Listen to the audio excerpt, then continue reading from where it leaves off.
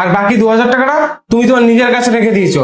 আর আমি এই কথাগুলো আমার সন্দেহ থেকে বলছি না, আমি আমার নিজের চোখে দেখেছি, তার জন্যই বলছি তোমাকে। আর ওর সাথে আমার একটু আগেই দেখা হলো বাইরে, ওর হাতে 8,000 টাকাই ছিল, আর ও তো এখনো আমাদের ফ্ল্যাট থেকে বাইরেই যায়নি।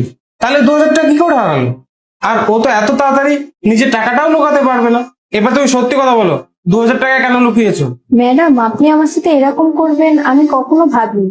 আপনাকে তো আমি অনেক বিশ্বাস করতাম। আপনার কথা শুনে আমি অন্য বাড়ির কাজ করা ছেড়ে দিয়েছি। আপনি যা বলেন আমি তাই করে দিই। আর আপনি বলছেন আমাকে কাজ থেকে বার করে দেবেন? এরকম করবেন না ম্যাডাম, আপনি তো আমার পরিস্থিতিটা জানেন। এই টাকায় আমার সংসার চলে, আমার ছেলে মেয়েদের মুখে ভাত ওঠে। আর দয়া করে আমার সাথে এরকম করবেন না। কিন্তু এখন অনেক, আমি জানি এটা আমার ভুল। আসলে কি বলতো, আমাদের তো এখন ফিনান্সিয়াল কন্ডিশন ঠিক চলছে না। তো এই কারণে আমি ভাবলাম ওর কাছ থেকে যদি কিছু টাকা আমি সরিয়ে রাখি, ও তো বুঝতেই পারবে না।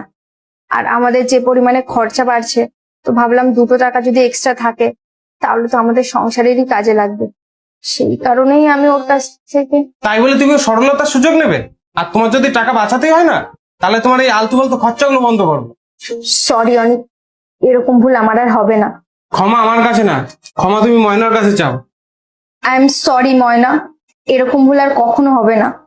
কোনো ব্যাপার না, আমি আপনার সমস্যাটা বুঝতে পেরেছি। আপনাকে একটাই কথা বলবো, দয়া করে কোনো গরিবকে এভাবে ঠকাবেন না। ও, এই নাও তোমার মাইনেটা। আর তুমি কোথায় যাচ্ছিলে, যাও।